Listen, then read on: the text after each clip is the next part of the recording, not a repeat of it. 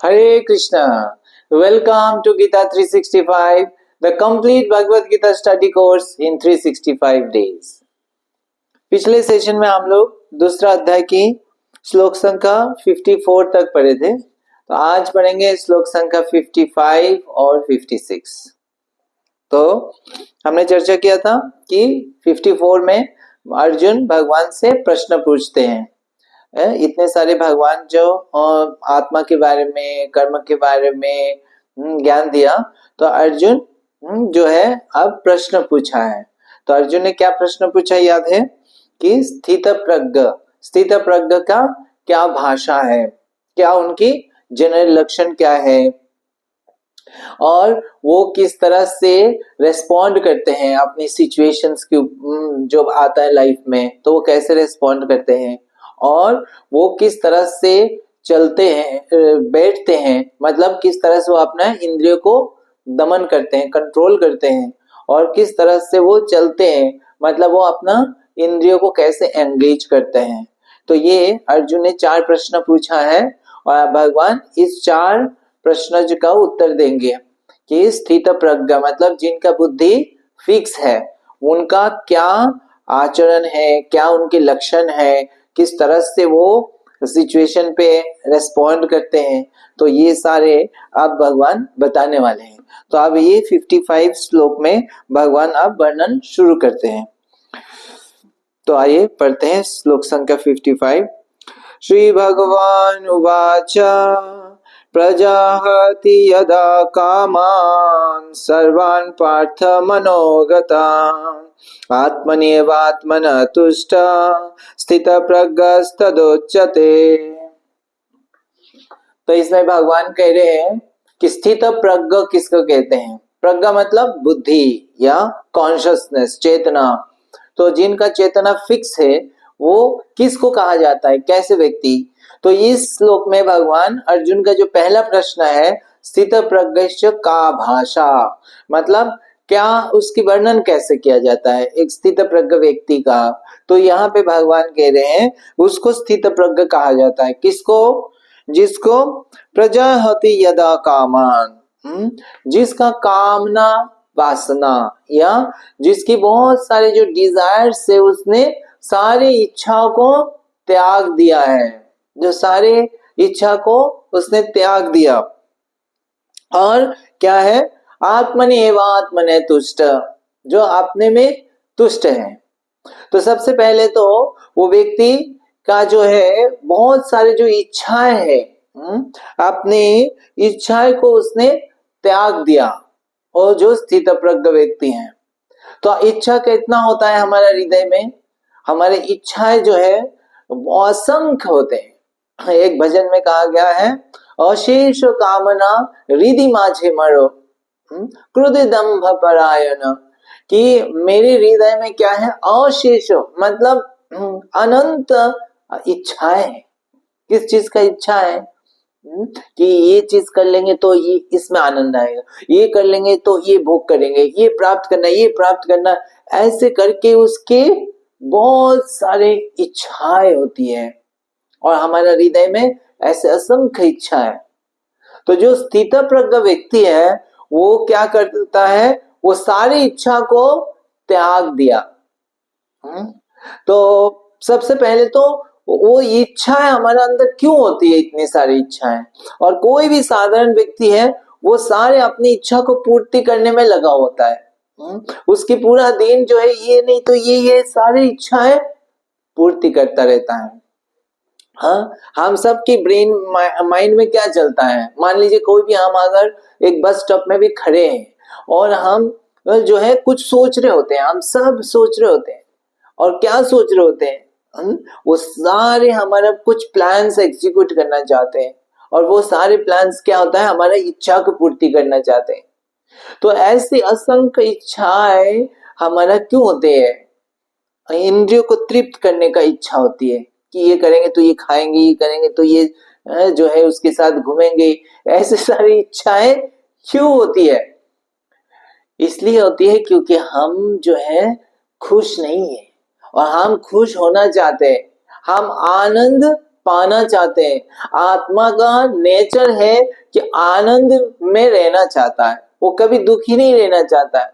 और इस संसार में हम दुखी है, हम कोई भी पूरा तरह से संतुष्ट नहीं है, खुश नहीं है। अगर खुश होते हैं तो फिर हमारा इतना डिजायर और नहीं होता, क्योंकि खुश नहीं है तो हम खुश होना चाहते हैं और इसीलिए हम एक चीज ट्राई करते हैं, वो चीज नहीं खुशी मिलती है तो दूसरा चीज ट्राई करते हैं, उससे भी खुशी नहीं मिलती तो तीसरा कुछ ट्राई करते हैं। तो इस तरह से हमारा असंख्य इच्छाएं। अब भगवान कह रहे हैं जो स्थित प्रज्ञ है वो क्या है, वो ये सब इच्छाएं को पूर्ति नहीं करता है, पूर्ति करने का प्रयास नहीं करता है, उसने सारी इच्छाओं को त्याग दिया है। तो वो सारी इच्छा को त्याग क्यों दिया उसने?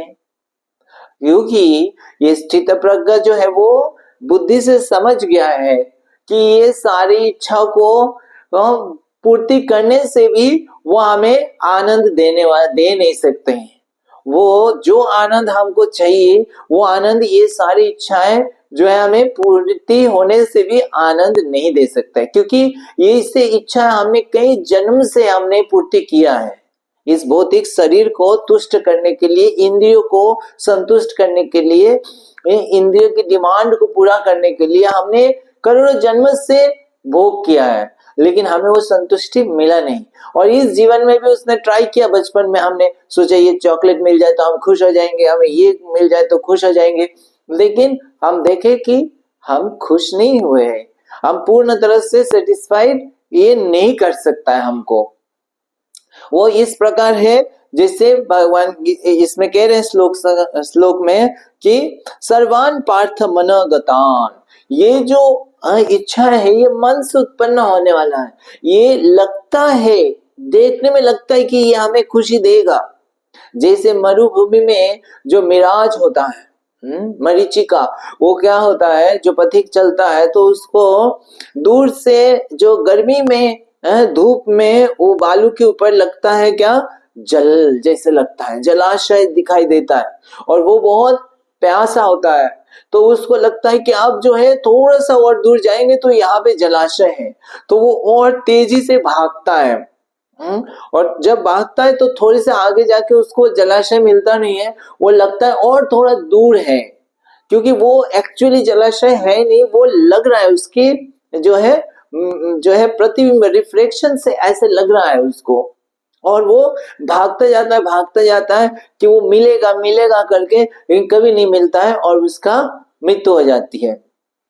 तो उसी प्रकार इस भौतिक समाज में, भौतिक संसार में हम जो है खुशी के लिए इस इच्छा को पूर्ति करते, इस इच्छा को पूर्ति करते जाते, हम सोचते इसको इच्छा पूर्ति होगी तो कितना आनंद आएगा, लेकिन जिस आशा से हम करते हैं उसका एक ड्रॉप भी हमें मिलता है या नहीं मिलता है उसका कोई भरोसा नहीं है।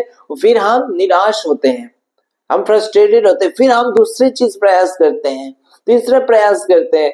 तो इस तरह से जो प्रयास करते हुए जो पूर्ण संतुष्टि नहीं मिलता है, तो ये जो स्थित प्रज्ञ वो समझ जाता है कि ये चीजें हमें संतुष्टि नहीं देने वाला, नहीं दे सकता, ये इंद्रिय के तृप्त के द्वारा दे नहीं सकते हैं, क्योंकि ये इंद्रिय शरीर है और हम शरीर है नहीं, हम क्या है, आत्मा है।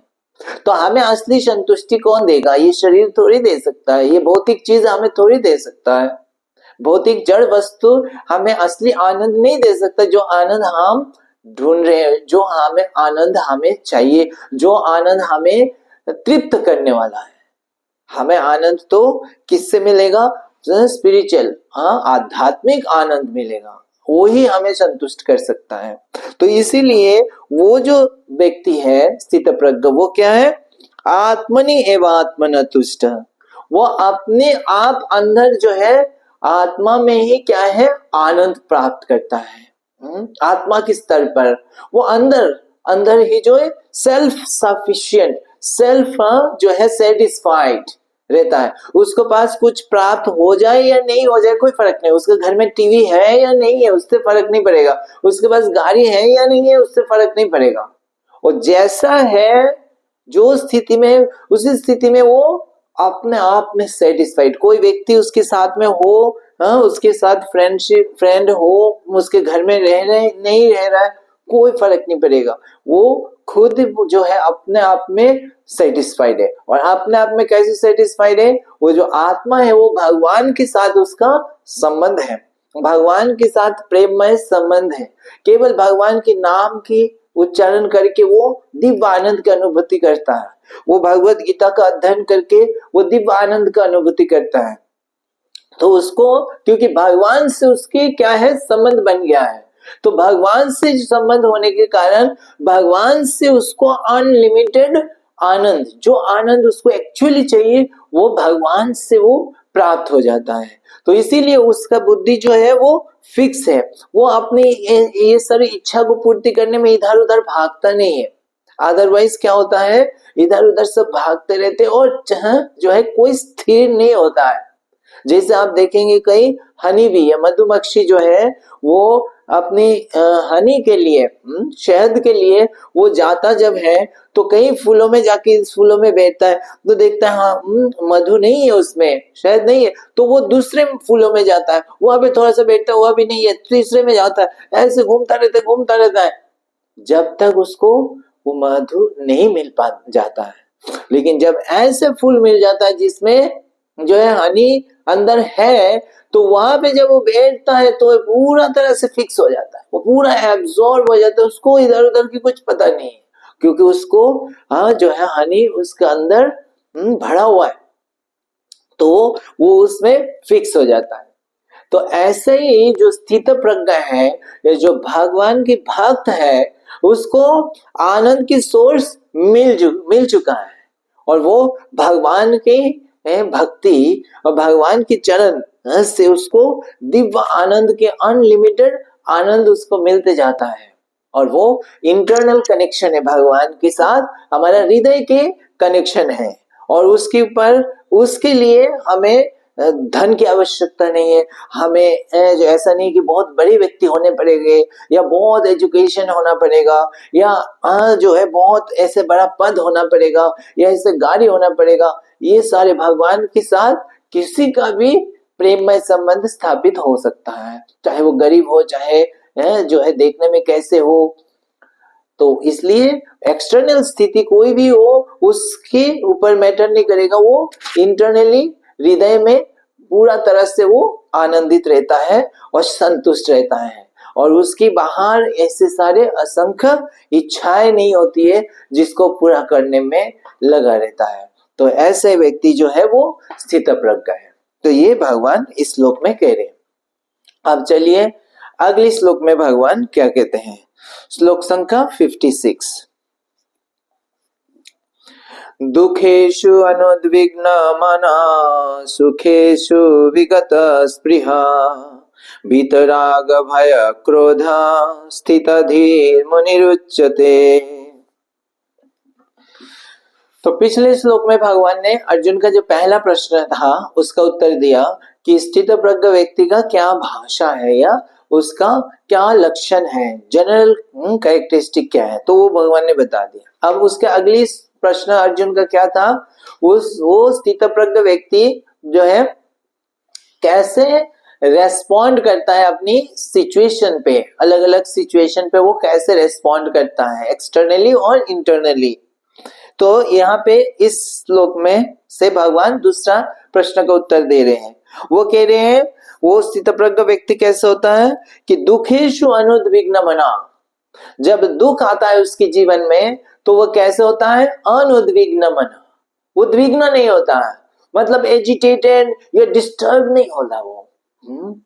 और कैसा क्या, सुखेषु विगत स्पृहा, और जब सुख आता है उसके जीवन में बहुत, तो भी वो क्या नहीं हो जाता है, वो उन्मत्त पागल नहीं हो जाता है सुख से। तो वो विगत स्पृहा, वो समान भाव में रहता है, कंपोज रहता है, ग्राउंडेड रहता है सुख आने से। तो वीतराग भय क्रोध, और वो अटैचमेंट और जो है जो निरासक्त उससे भी वो समभाव रहता है, भय नहीं रहता है, क्रोध नहीं होता है कोई चीजों पे, वो क्या रहता है, वो फिक्स रहता है। तो ऐसे जो भगवान की सेवा में वो फिक्स रहता है, और वो सेवा के दौरान उसको कैसे भी सिचुएशन इस तरह से आता है जो साधारण व्यक्ति एजिटेट हो जाएगा और इस तरह से रिएक्ट करेगा, लेकिन स्थित प्रज्ञ व्यक्ति ऐसे रिएक्ट नहीं करता। तो सबसे पहले भगवान कह रहे हैं दुखेषु अनुद्विग्न बना, मतलब उसका जो दुख आता है तो वो दुख में डिस्टर्ब नहीं होता है।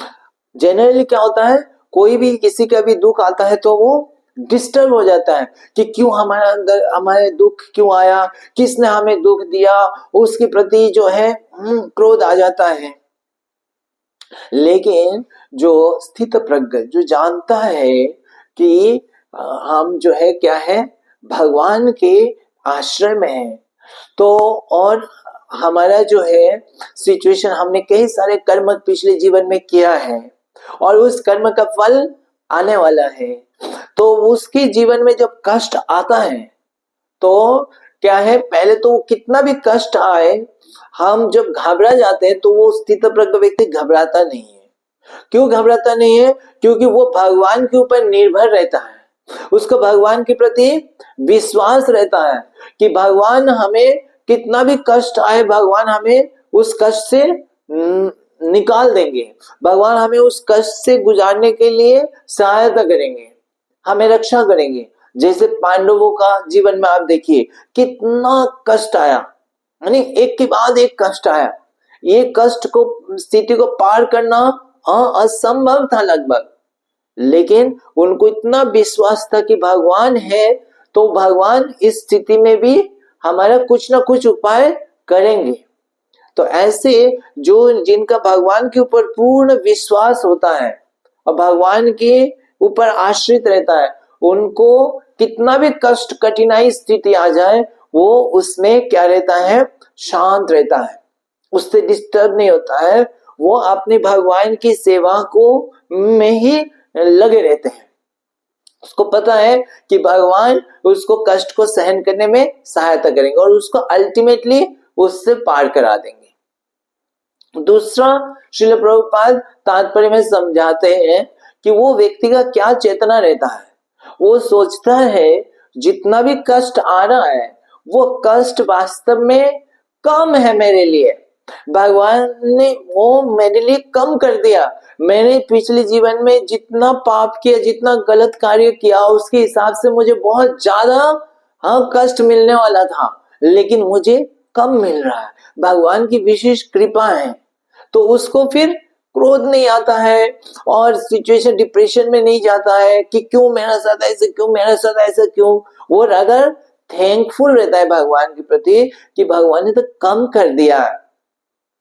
तो इस विषय में एक बहुत सुंदर जो है एक कथा है। एक राजा जो है उसका जो है एक मंत्री था और मंत्री भगवान के भक्त थे। तो वो राजा जो है एक दिन राजा का अंगुली जो है कट गया। तो राजा जो है मंत्री से बात कर रहे थे कि ये देखो देखो मेरा अंगुली काट गया। तो मंत्री ने कहा कि राजा साहब हो सकता है इसमें कुछ अच्छा ही है, भगवान ने कुछ कम कर दिया हो, आपका जो है बहुत सारे शायद और ज्यादा कष्ट आने वाला था, आपको कम कर दिया। ये सुनकर राजा बहुत क्रोधित हो गया और राजा ने कहा इस मंत्री क्या बोल रहा है, मेरा उंगली काट गया और बोल रहा है भगवान ने कम कर दिया, उसको जेल में डाल दो। तो बहुत क्रोधित हो गया और उसको सजा दे दिया सिर्फ ये कहने से।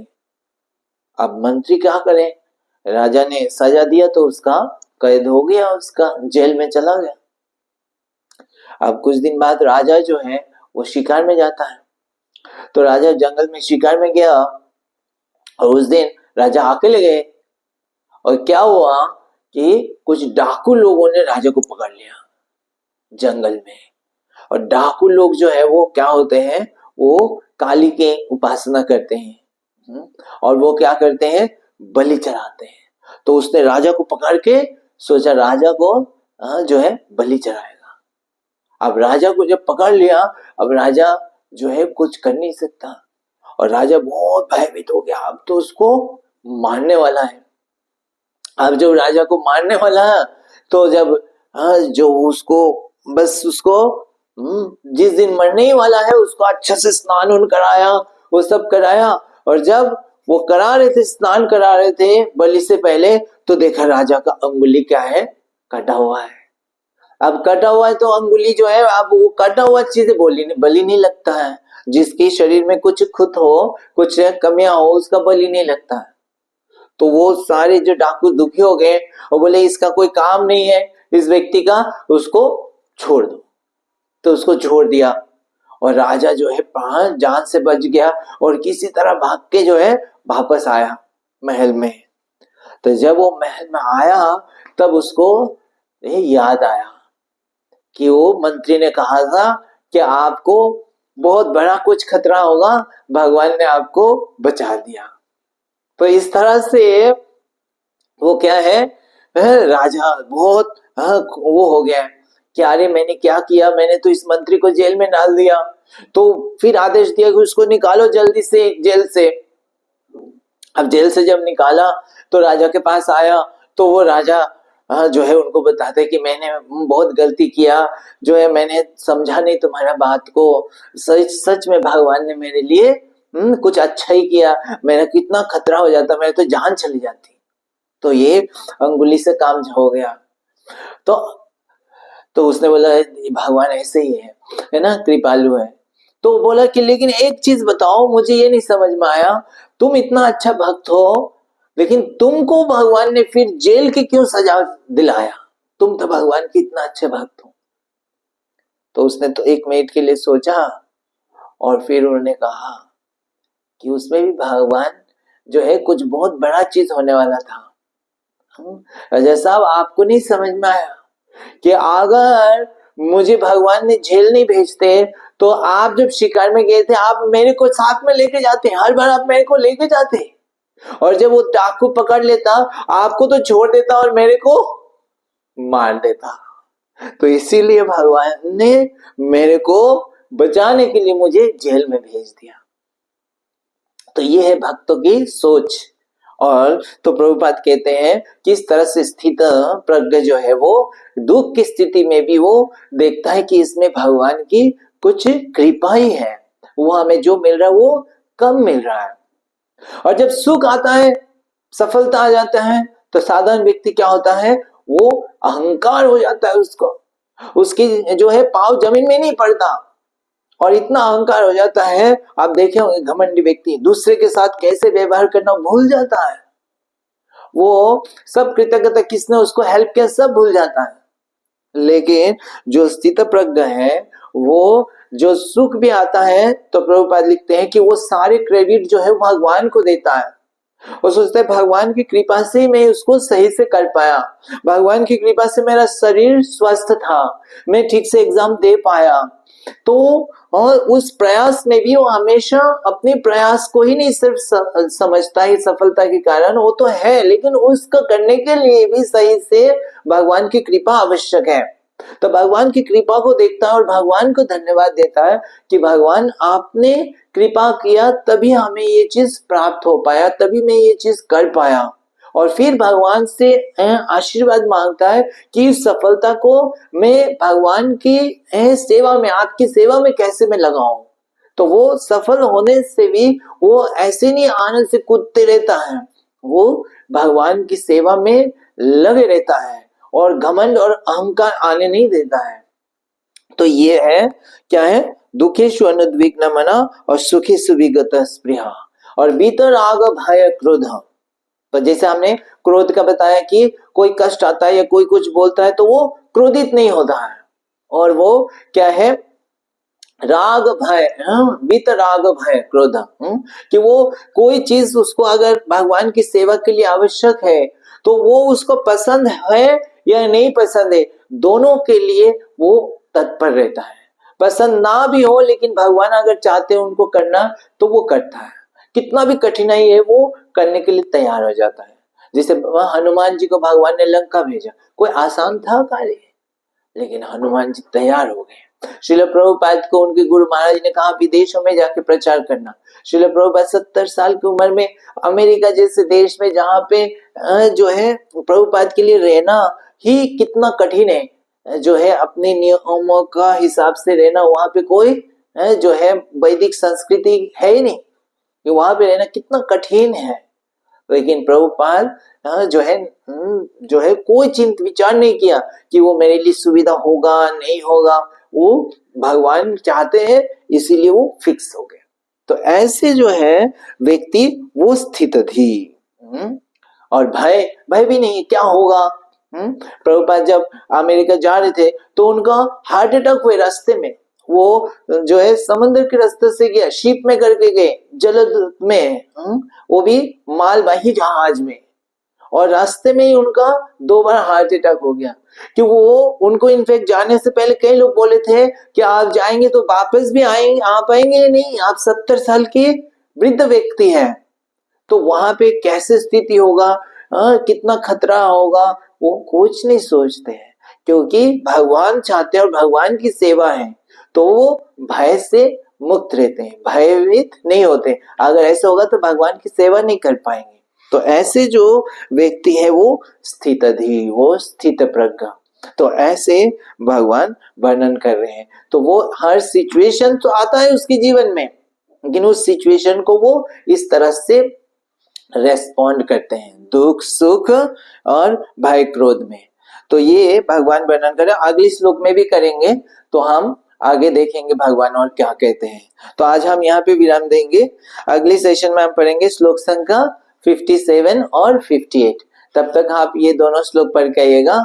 हरे कृष्णा। ग्रंथराज श्रीमद् भगवद गीता की जय। जगत गुरु श्रील प्रभुपाद की जय।